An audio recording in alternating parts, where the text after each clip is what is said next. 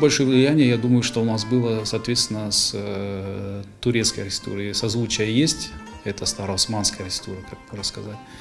Вот, если мы посмотрим деревни Турции старые, вот, мы можем очень много увидеть общих черт. Да, я бы даже сказал, наверное, горная архитектура у нас идентичная вообще практически.